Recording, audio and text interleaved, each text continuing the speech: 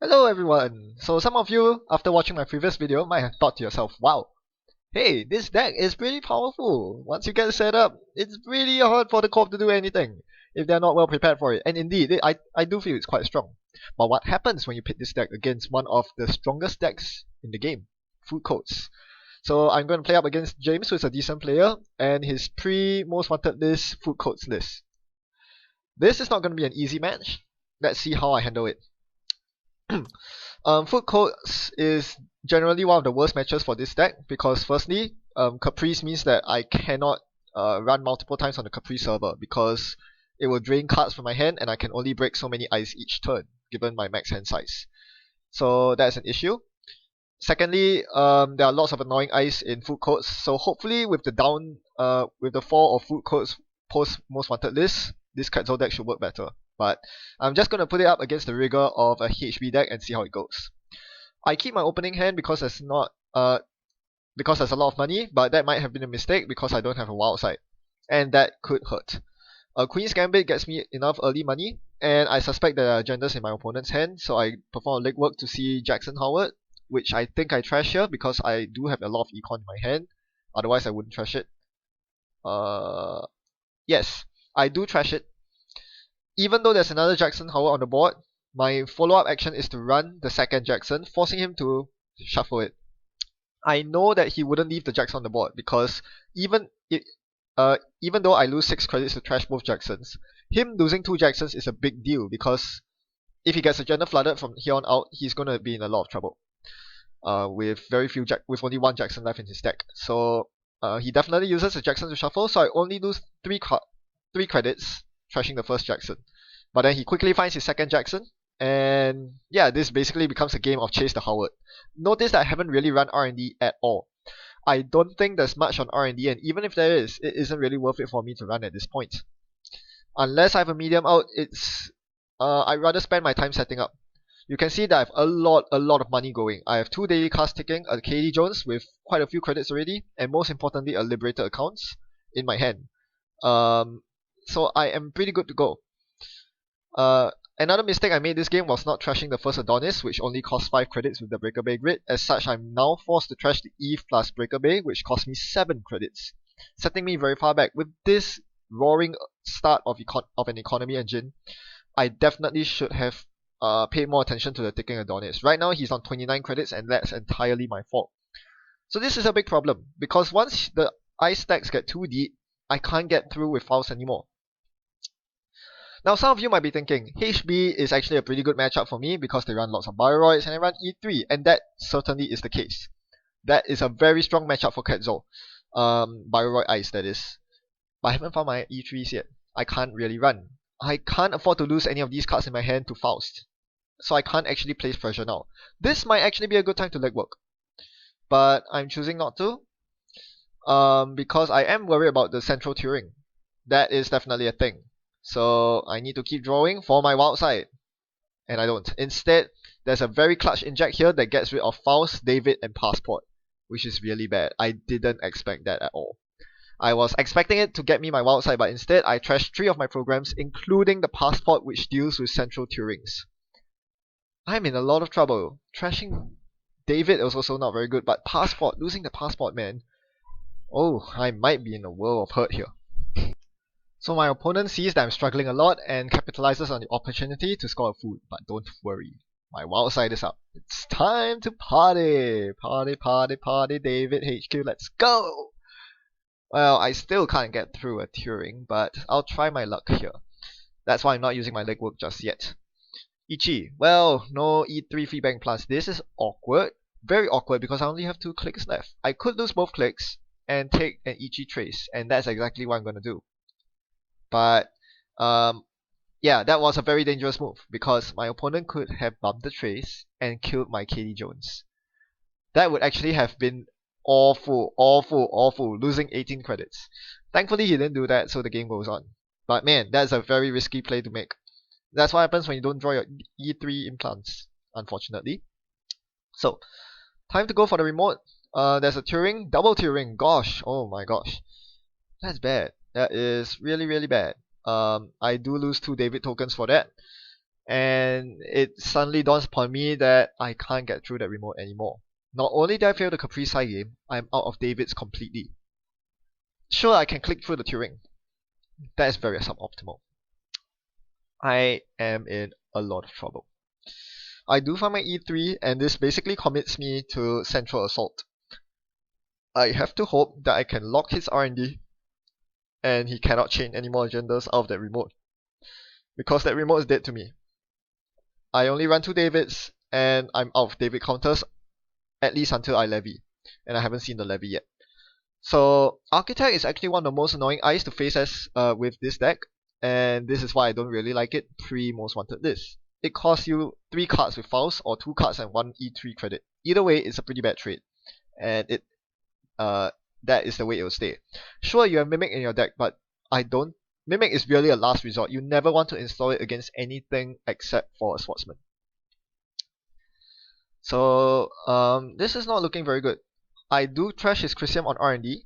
My powerful Econ engine allows me to do so without being set back too much. But now it's all about the R&D dig. The good news is he hasn't found an agenda yet, or so it seems. His remote is occupied with an Adonis. I can actually entertain that. I just need to keep getting the mediums going.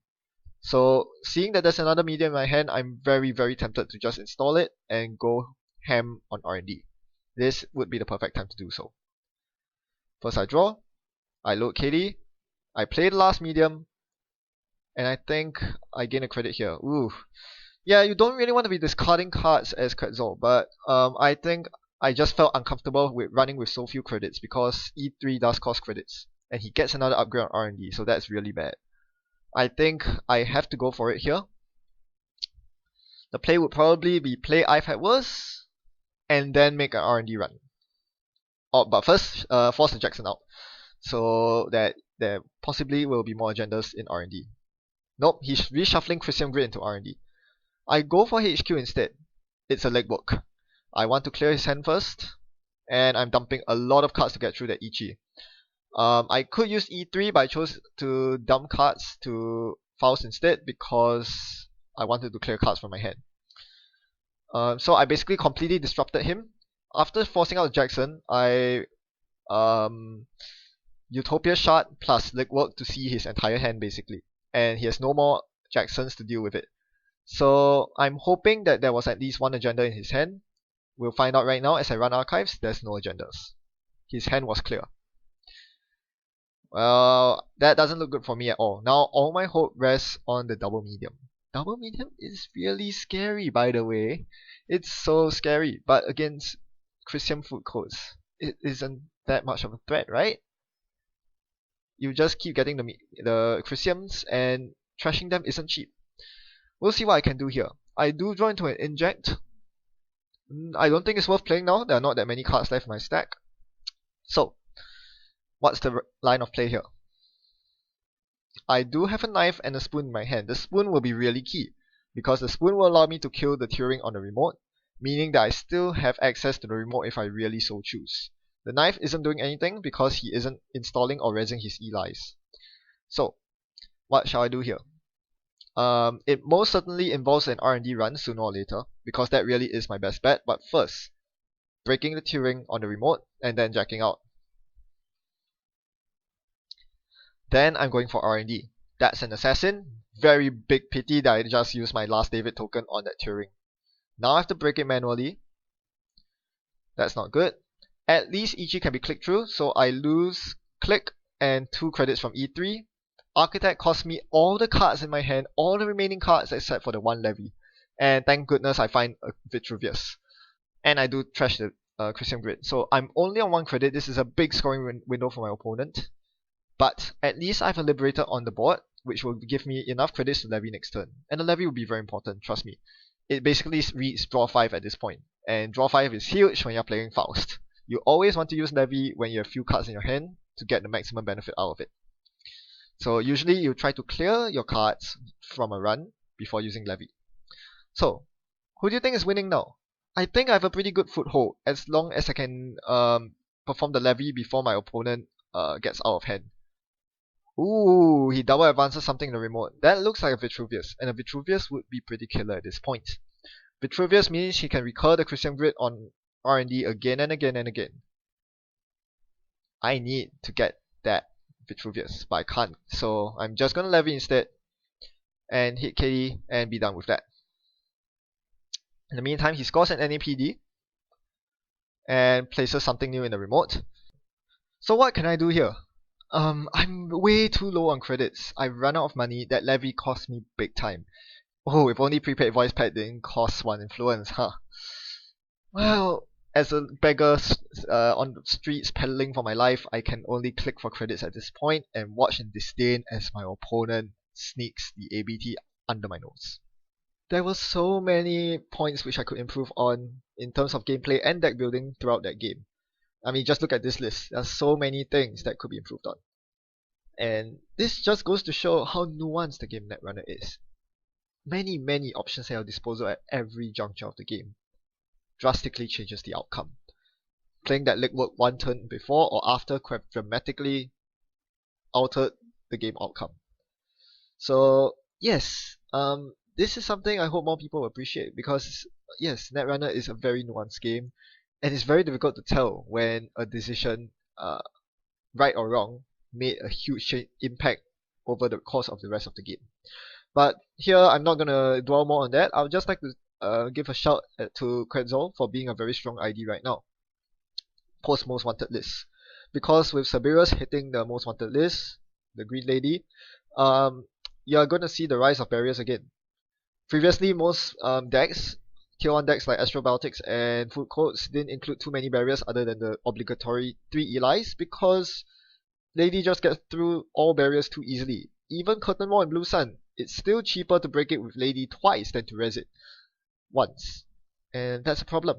But now with Lady clamped down somewhat, we could see more barriers again.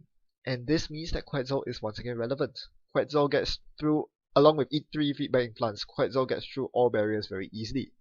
And right from the start of the get-go, from the get-go, she is relevant. A relevant force to be reckoned with. And I think that's something that people shouldn't overlook. I think Quetzal is definitely one of the strongest Anarch IDs right now, and is definitely a dark horse has been a dark horse for a long time now, but it's now going to come out now that ironically, the dog that matches the color of her hair is now fading away. Thanks for watching, happy night running, goodbye.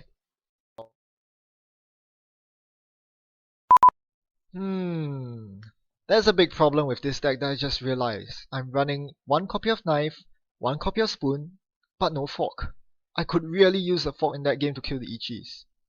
This just doesn't sound right. There are people in the world who eat with fork and spoons. There are people who eat with forks and knives. But there's no one, not a person, that eats with knives and spoons. What am I thinking? This is so hard. Let's just use chopsticks instead.